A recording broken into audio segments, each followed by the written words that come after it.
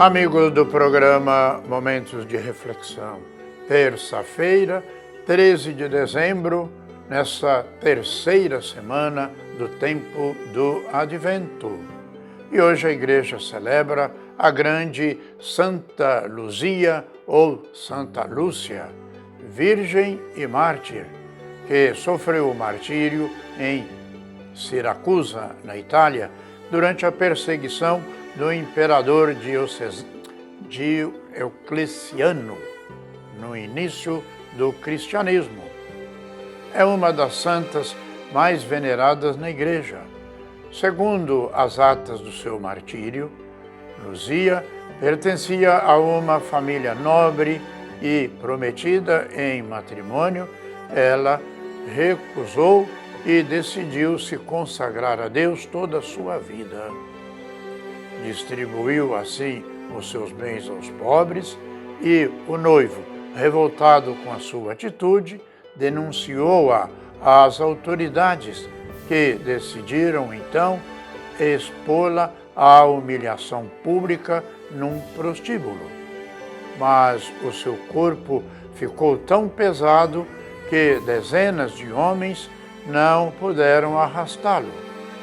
Foi jogadas às chamas, que também nada fizeram contra ela, e por fim foi decapitada por volta do ano 304. Luzia ou Lúcia significa luz, daí a protetora de nossos olhos ou de nossas vistas.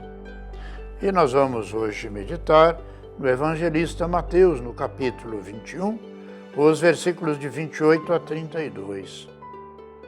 Naquele tempo, disse Jesus aos seus discípulos e aos chefes dos sacerdotes e anciãos do povo: Que vos parece?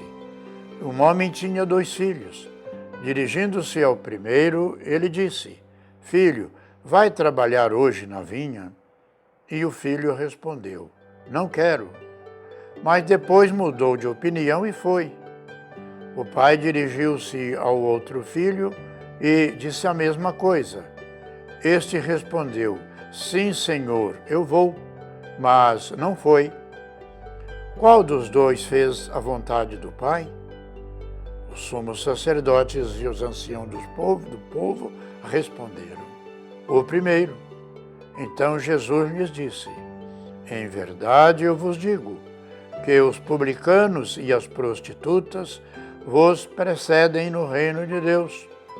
Porque João veio até vós num caminho de justiça e vós não acreditastes nele. Ao contrário, os publicanos e as prostitutas creram neles.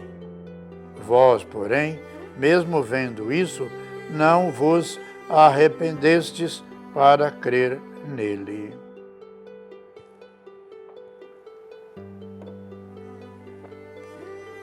Caros irmãos e irmãs, Jesus repreende os sumos sacerdotes e os anciãos do povo, denunciando a incoerência de sua prática religiosa. A estreita observância do reino no primeiro século do cristianismo criou um sistema religioso excludente e classista, desprovido de justiça e de misericórdia. Proclamar com os lábios o que não é ouvido e praticado torna-se duplicidade. O crente passa a viver pelas aparências e se torna um juiz uns dos outros. O que agrada a Deus é a retidão de nossa intenção e a humildade com que algo é dito ou qualquer gesto ou ação que é realizada. Por isso, os cobradores de impostos, as prostitutas, por sua condição, são relegados e excluídos, mas Deus lhes promete dignidade no reino. Não podemos nos contentar com o meio cumprimento de certos preceitos. Julgamo-nos superiores aos outros. Peçamos a graça de ter uma atitude agradecida diante de tanto perdão recebido e que nos impulsione a dar uma resposta generosa e compassiva. Sirvamos de boa vontade e desinteressadamente, e é muito claro o sentido da parábola de Jesus. Não basta falar. O importante é fazer viver como ele nos ensina. Belas ideias e solenes promessas não nos podem garantir a salvação. Mas, por maiores que sejam os pecados e a maldade de alguém, se aceitar a oferta de salvação que Deus lhes faz, será acolhido na casa do Pai. A parábola enche-nos de medo, mas também nos dá esperança na bondade e na misericórdia do Senhor nosso Deus. Santa Luzia, por exemplo, hoje celebrada, foi uma dessas criaturas, também com muita clareza do que ocorreria em sua vida, ou seja, ela que desejou sempre amar Cristo sobre todas as coisas. Deixou-nos, portanto, o esplendoroso exemplo de simplicidade, de humildade, de honestidade. Não aceitou casar-se com um pagão e, por isso, foi acusada de ser cristã, mas ela testemunhou a sua fé até o martírio.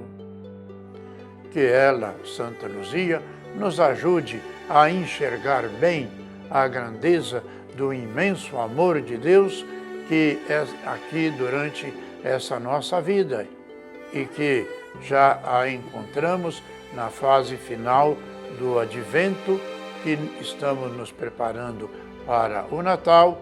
Portanto, vamos realmente pedir essa grande santa que nos ajude a nos preparar para essa festividade que vai se aproximando, para assim receber o menino Jesus. Santa Luzia, protegei nossas vistas, uma vez que nós assim entendemos que ela é a nossa protetora.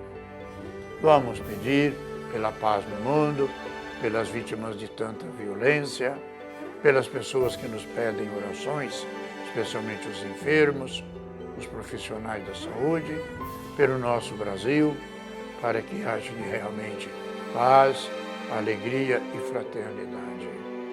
E que desça sobre todos e cada um de nós a bênção de Deus Todo-Poderoso, Pai, Filho e Espírito Santo. Amém.